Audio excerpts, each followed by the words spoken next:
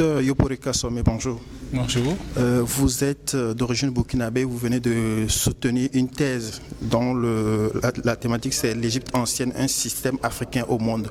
Qu'est-ce que ce travail apporte dans le champ de la recherche en égyptologie? Ok, d'abord je suis Yopore Kassome, je suis un Africain. Voilà.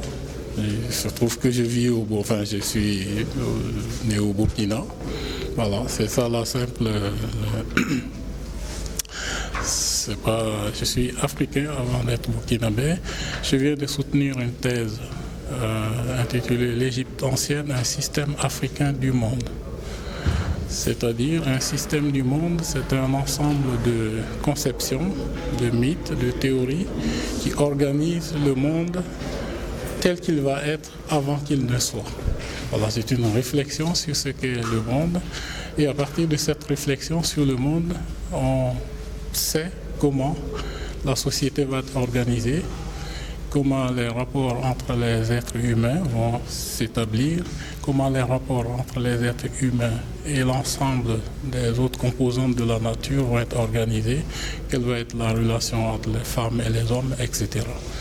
Ça explique aussi d'où viennent les hommes.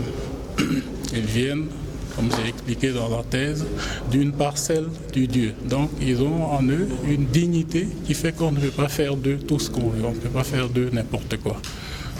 Et ça signifie aussi qu'ils sont égaux.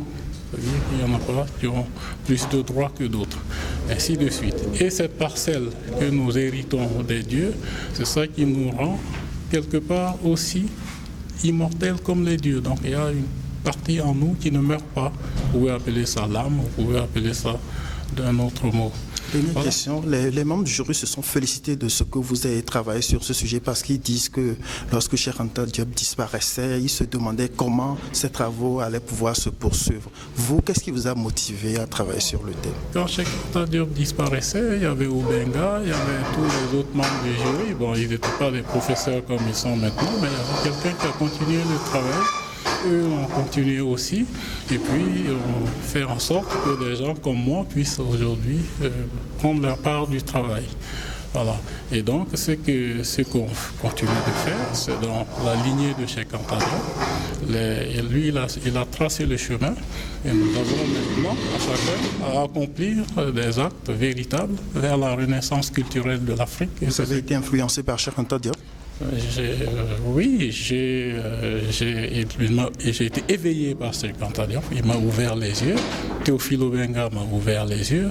Un grand nombre de gens que j'ai pu rencontrer après, je ne pourrais même pas citer tous leurs noms, m'ont aidé. Beaucoup sont venus de différentes parties du monde qui faisaient partie de ces gens-là, qui m'ont, à un moment donné, qui m'ont aidé. Donc ne croyez pas que c'est pas une réalisation personnelle qui vient de se faire là. Je suis arrivé là parce que j'ai rencontré des gens sur mon chemin qui m'ont aidé à réfléchir. Voilà, donc je veux dire par là que tout le monde peut arriver, tout le monde peut faire cet effort.